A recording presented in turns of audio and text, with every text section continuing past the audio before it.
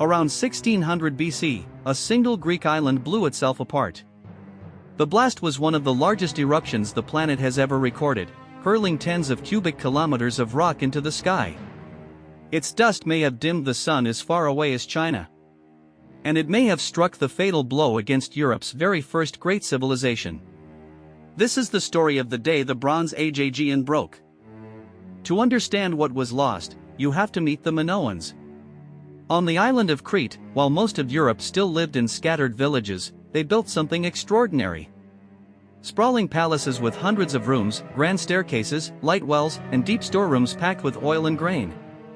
This was Europe's first true civilization, flourishing centuries before the Greece of Athens and Sparta was even imagined. And they were not a people of war. Archaeologists find surprisingly few fortifications on Minoan Crete.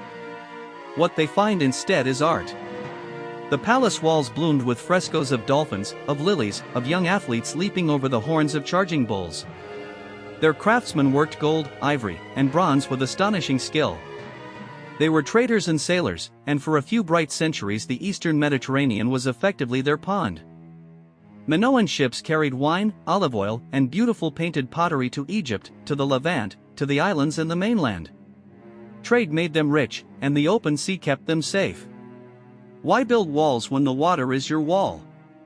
It was a confident, outward-facing world. And at its heart it assumed, as every civilization quietly assumes, that tomorrow would look much like today. About 70 miles north of Crete sat a smaller jewel in that world. The island of Thera, the place we now call Santorini. Today it is a ring of dramatic cliffs wrapped around a deep blue bay, one of the most photographed views on Earth. But that famous shape is a wound. Before 1600 BC, Thera was not a ring at all. It was a single, whole, living island. And on that island stood a town called Akrotiri. When archaeologists began to uncover it, what they found stopped them cold. Akrotiri was not a crude Bronze Age village. It was a small, sophisticated city, and in some ways it was centuries ahead of almost everything around it. To walk its streets in the imagination is to realize how much the ancient world could achieve, and how much we have forgotten that it did. Its houses rose 2 and even 3 stories high. It had paved streets, carefully built drains, and indoor toilets connected to a closed system running beneath the town. Clean water in, wastewater out. This was real plumbing, in an age we usually picture as dark and primitive. People here did not merely survive. They lived well, in comfortable rooms, in a town that had been planned with care. And they lived beautifully. The walls of Akrotiri were covered in some of the finest paintings of the entire ancient world. A fleet of ships sailing between distant towns. Blue monkeys climbing red rocks. Fields of saffron being gathered. Antelope, swallows, and always the sea. These are not the images of a frightened people. They are the images of a community that felt secure, prosperous, and utterly permanent. But Akrotiri kept a secret buried beneath its pretty streets. The island itself was a volcano. For generations it had slept, long enough that perhaps no living person remembered it as anything but solid, dependable ground. The danger had become invisible, the way danger does when nothing bad has happened for a very long time. And then, around 1600 BC, deep underground, the mountain began to stir. The first sign was the earth itself moving. Earthquakes rolled through the island, strong enough to crack walls and topple stone. We can still see the damage, and the hurried repairs, frozen in the ruins. Something was clearly, badly wrong beneath their feet. And the people of Akrotiri, to their lasting credit, seemed to have understood the warning for what it was. Here is the most haunting detail of the entire site. When Akrotiri was finally dug out from under the ash, archaeologists found almost no bodies. They found very little gold, few precious objects, no piled-up hoards of treasure.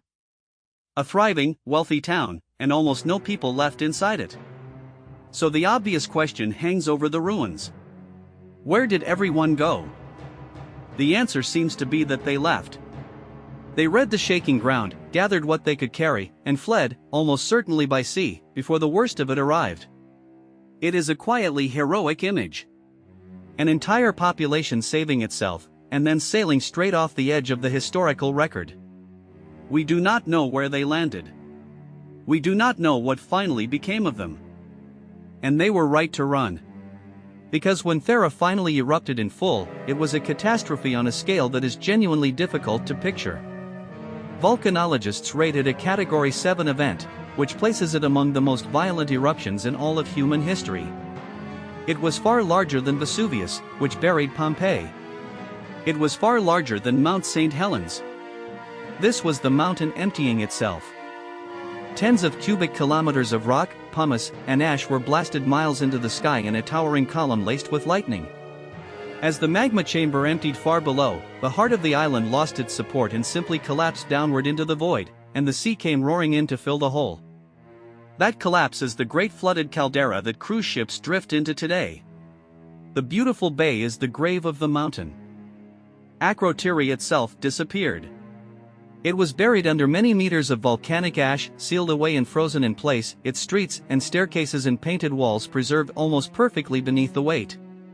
It became a Pompeii of the Aegean, except for one strange fact. It was entombed roughly 15 centuries before Pompeii itself was even built. But the destruction of one island, however spectacular, was not the real disaster. The real disaster traveled outward across the water. When the center of the island collapsed, it displaced an enormous volume of sea in an instant, and that water raced outward in every direction as a series of towering tsunamis. Those waves struck the northern coast of Crete, the Minoan heartland. They smashed into the harbors, splintered the ships, and tore through the coastal towns. And remember exactly what the Minoans were. A sea power. Their ships, their ports, their trade routes, the entire foundation of their wealth and their safety, all of it sat directly in the path of the waves. Then came the sky. Ash drifted down over the fields and poisoned the soil. And the effects may have reached far beyond the Aegean. Ancient Chinese annals from around this era describe strange yellow skies and frost in the middle of summer. That is the unmistakable signature of a volcanic winter, a stretch of years when dust high in the atmosphere dims the sun and the harvests simply fail. The Minoans did not vanish in a single afternoon. Civilizations almost never do.